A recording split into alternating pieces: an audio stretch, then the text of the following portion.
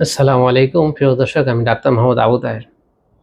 আমাদের প্রতিদিনের সকালের নাস্তাটা কেমন হবে, এই নাস্তার উপর নির্ভর করছে আমার শক্তি, আমার এনার্জি, আমার শরীরে বিভিন্ন রকম রোগ, বিভিন্ন রকম সুস্থতা সব কিছু নির্ভর করছে আমার সকালের নাস্তার উপর। এই জন্য আমরা সকালের নাস্তাটাকে যদি আমরা খুব মেনটেন করতে পারি, একটা নির্দিষ্ট নিয়মের মতো চলতে পারি, একই সাথে আমার ওজনটা অনেক কমে যাবে। যাদের অতিরিক্ত ওজন আছে তাদের ওজনটা অনেক কমে যাবে।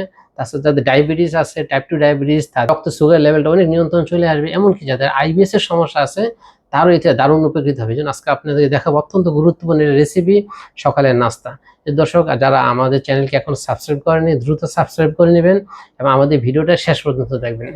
দর্শক, আমাদের নাস্তাতে আমরা চেষ্টা করব প্রতিদিন কিছু টক দই রাখার জন্য। এই টক দইয়ে প্রচুর পরিমাণ আমাদের হজমের জন্য অত্যন্ত গুরুত্বপূর্ণ কিছু উপাদান আছে, যা আমাদের হজম শক্তিকে বৃদ্ধি করে, আমাদের স্টোমাকের গাটকে শক্তিশালী করে, আমাদের হজম শক্তিটা বৃদ্ধি করে। এই জন্য আমরা প্রতিদিন চেষ্টা করব কিছু করে টক দই খাওয়ার জন্য, অর্থাৎ হাফ কাপ থেকে 1 কাপ পরিমাণ আমরা টক দই আমাদের খাদ্য তালিকায় রাখবো। আমাদের সকালে নাস্তাতে চেষ্টা করব প্রোটিনের পরিমাণটা বাড়িয়ে দেওয়ার জন্য কমপক্ষে 2টা করে ডিম খেতে পারি।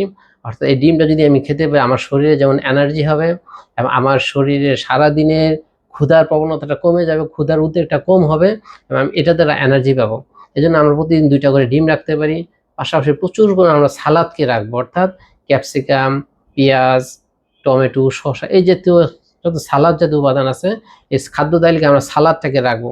একই সাথে এটা আমার হজমেরও কাজ করবে, আমার শক্তি দিবে, আমার ওজনটাকে খুব দ্রুতভাবে নিয়ন্ত্রণ করে দিবে। তাছাড়া আমরা কিছু ওটস খেতে পারি এবং চিয়া সিডও খেতে পারি, আমাদের রক্তের কোলেস্টেরলটাকে নিয়ন্ত্রণ করবে এবং আমাদের শক্তি এনার্জি দিয়ে দিবে।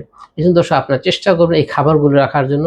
প্রোটিনের পরিমাণটা বাড়িয়ে দিবেন, শাকসবজি ভেজিটেবলটা বাড়িয়ে দিবেন এবং কার্বোহাইড্রেটের পরিমাণটা কমিয়ে দিবেন।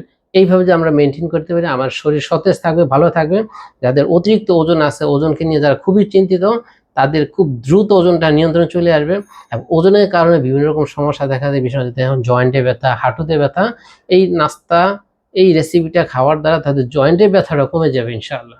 এই দর্শক, অবশ্যই চেষ্টা করুন আপনি খাবারটাকে নিয়মিত খাওয়ার জন্য এবং এই ব্যাপারে আপনাদের যদি কোনো প্রশ্ন থাকে অবশ্যই আপনারা কমেন্টে লিখবেন, আমরা উত্তর দিব। ধন্যবাদ।